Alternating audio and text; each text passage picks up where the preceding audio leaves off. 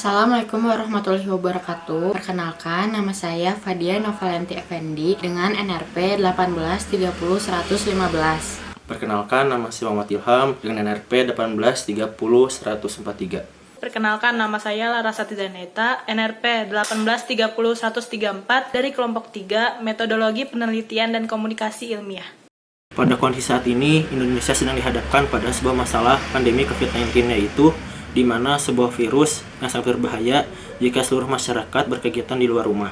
Maka dari itu, pemerintah menerapkan work from home dan juga pembelajaran jarak jauh agar memutus mata rantai penyebaran virus ini. Dengan kegiatan work from home dan juga pembelajaran jarak jauh, maka fungsi dari perkembangan teknologi sangat-sangat dibutuhkan, terutama dengan adanya kegiatan pembelajaran jarak jauh, yaitu dengan adanya LMS, Learning Management System, untuk mendukung kegiatan pembelajaran jarak jauh bagi mahasiswa. Dengan adanya LMS ini, diharapkan kegiatan belajar mengajar mahasiswa dapat dilaksanakan dengan baik. Maka dari itu, kami akan melanjutkan penelitian lebih lanjut tentang bagaimana penggunaan platform LMS bagi kegiatan belajar mengajar mahasiswa. Slide ini akan menjelaskan identifikasi penelitian. Identifikasi penelitian berdasarkan latar belakang permasalahan yang akan diteliti oleh peneliti dapat dirumuskan sebagai berikut. Yang pertama, apa saja aktivitas mahasiswa dalam menggunakan Learning Management System atau LMS pada pembelajaran jarak jauh. Yang kedua, bagaimana respon mahasiswa dalam menggunakan LMS sebagai media pembelajaran jarak jauh. Yang ketiga, apa saja kelebihan dan kekurangan Learning Management System sebagai media pembelajaran jarak jauh. Pada slide ini akan menjelaskan tentang tujuan penelitian. Berdasarkan identifikasi penelitian, maka dibuatlah tujuan penelitian. Yang pertama, untuk mengetahui ragam aktivitas mahasiswa dalam menggunakan LMS pada pembelajaran jarak jauh. Yang kedua, untuk mengetahui respon mahasiswa dalam menggunakan LMS sebagai media pembelajaran jarak jauh. Yang ketiga, untuk mengetahui kelebihan dan kekurangan LMS pada pembelajaran jarak jauh. Di sini saya akan memaparkan mengenai asumsi. Dari permasalahan yang sudah dijelaskan sebelumnya, maka diambillah asumsi seperti berikut ini. Asumsi yang pertama, dosen di teknik industri sudah menggunakan aplikasi Learning Management System atau LMS untuk proses mengajar di kelas. Asumsi yang kedua, mahasiswa teknik industri Universitas Pasundan sudah menggunakan aplikasi Learning Management System atau LMS untuk aktivitas perkuliahan. Kemudian terdapat batasan penelitian. Yang pertama, penelitian dilakukan di Fakultas Teknik Universitas Pasundan. Yang kedua, penelitian dilakukan kepada mahasiswa program studi Teknik Industri Fakultas Teknik Universitas Pasundan. Dan yang ketiga, penelitian hanya dilakukan di aplikasi e-learning dan UBL. Selanjutnya, saya akan menjelaskan mengenai kerangka penelitian. Di dalam kerangka penelitian ini, terdapat kerangka sampling, variabel penelitian, dan kuesioner. Yang pertama, ada kerangka sampling. Dalam penelitian ini, populasi dijadikan sebagai objek penelitian. Dalam penelitian ini, mahasiswa program studi Teknik Industri Fakultas Teknik Universitas Pasundan dijadikan objek penelitian dengan menyebarkan kuesioner tentang penggunaan platform LMS sebagai pendukung kegiatan belajar mengajar mahasiswa. Kami mengambil sampel sebanyak 50 responden. Yang kedua, ada sampling. Untuk mendapatkan data atau informasi, maka dilakukan teknik sampling. Teknik sampling yang kami ambil yaitu berupa kuota sampling. Kuota sampling adalah teknik memilih sampel yang mempunyai ciri-ciri tertentu dalam jumlah atau kuota yang diinginkan. Yang ketiga, ada variabel penelitian. Variabel dalam penelitian ini ditetapkan berdasarkan identifikasi penelitian yang ada. Variabel yang kami ambil adalah aktivitas, respon mahasiswa, kelebihan atau kekurangan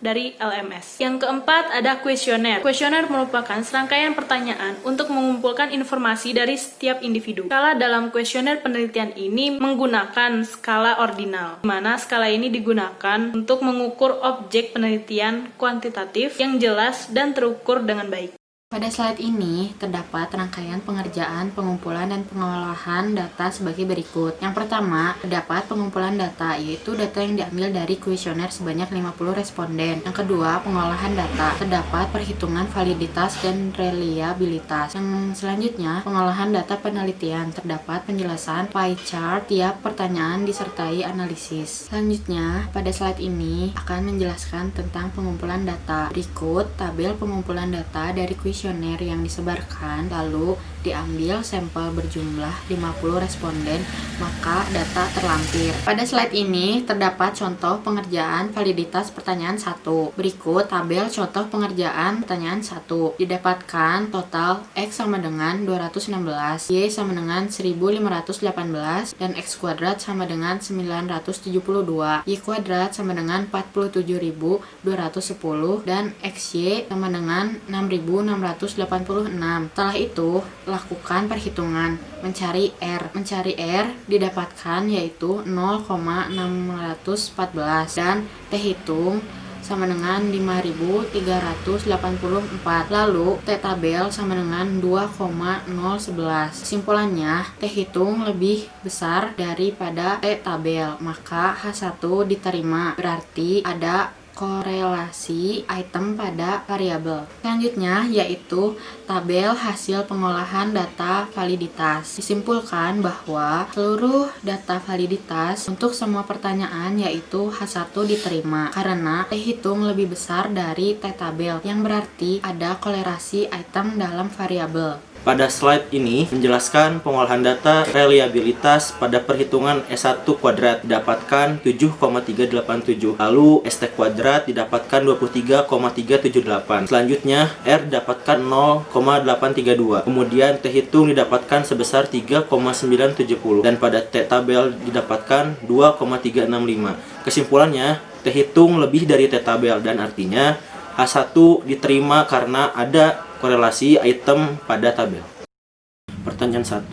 Dari hasil jawaban responden, ketahui bahwa 54% sangat setuju dan 30% menjawab setuju. Maka dapat diartikan bahwa responden cenderung sangat setuju apabila mahasiswa menggunakan learning management system dalam proses kegiatan belajar mengajar. Pertanyaan kedua. Dari hasil jawaban responden, ketahui bahwa 52% menjawab sangat setuju dan 36% menjawab setuju. Maka dapat diartikan bahwa responden cenderung sangat setuju apabila mahasiswa mampu mendownload materi dalam learning management system dengan mudah. Pertanyaan ketiga. Dari hasil jawaban responden diketahui bahwa 46% menjawab sangat setuju dan 32% menjawab cukup. Maka dapat diartikan bahwa responden cenderung setuju apabila interaksi pembelajaran menjadi mudah dengan menggunakan learning management system. Dan juga pertanyaan 4, dari hasil jawaban responden diketahui bahwa 52% menjawab setuju dan 32% menjawab sangat setuju. Maka dapat diartikan bahwa responden cenderung setuju apabila mengupload tugas menggunakan learning management system dapat dilakukan dengan mudah.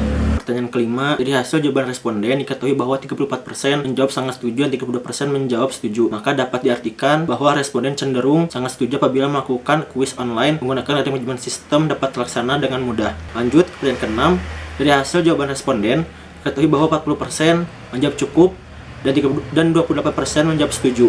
Maka dapat diartikan bahwa responden cenderung cukup mudah apabila memahami materi pembelajaran yang diberikan melalui learning management system. Pertanyaan ketujuh, dari hasil jawaban responden diketahui bahwa 62% menjawab sangat setuju dan 24% menjawab setuju. Maka dapat diartikan bahwa responden cenderung sangat setuju apabila menggunakan learning management system dapat melalui teknologi seperti PC, laptop, ataupun handphone. Pertanyaan ke-8, dari hasil jawaban responden diketahui bahwa 54% cukup dan 32% menjawab setuju. Maka dapat diartikan bahwa responden cenderung cukup stabil dan lancar dalam penggunaan learning management system. Pertanyaan ke-9, dari hasil jawaban responden diketahui bahwa 40% menjawab cukup dan 38% menjawab setuju. Maka dapat diartikan bahwa responden cenderung cukup mendapat kemudahan untuk jaringan dan mengakses learning management system. Pada slide ini akan menjelaskan tentang kesimpulan dan syarat. Learning Management System merupakan aplikasi yang dibuat untuk mempermudah proses pembelajaran di dalam kelas. Secara keseluruhan, dari kuesioner yang disebarkan dan data yang didapatkan dapat menjawab identifikasi masalah atau identifikasi penelitian. Rata-rata mahasiswa mampu menggunakan LMS. Beragam kegiatan mahasiswa pada penggunaan LMS yaitu pertama, mendownload materi, yang kedua interaksi dengan dosen, yang ketiga mengumpulkan tugas, dan yang keempat melaksanakan kuis. Selanjutnya ada respon mahasiswa dalam menggunakan LMS yaitu dapat memahami materi dalam perkuliahan. Selanjutnya ada kelebihan LMS. LMS bisa digunakan atau diakses melalui handphone atau komputer. Kekurangan LMS. LMS dalam mengaksesnya masih dianggap cukup. Hanya saja pada server LMS terkadang masih ditemukan di mana mana kondisi server mengalami down. Oleh karena itu, diperlukan perbaikan server pada LMS agar proses pembelajaran dapat berjalan dengan lancar.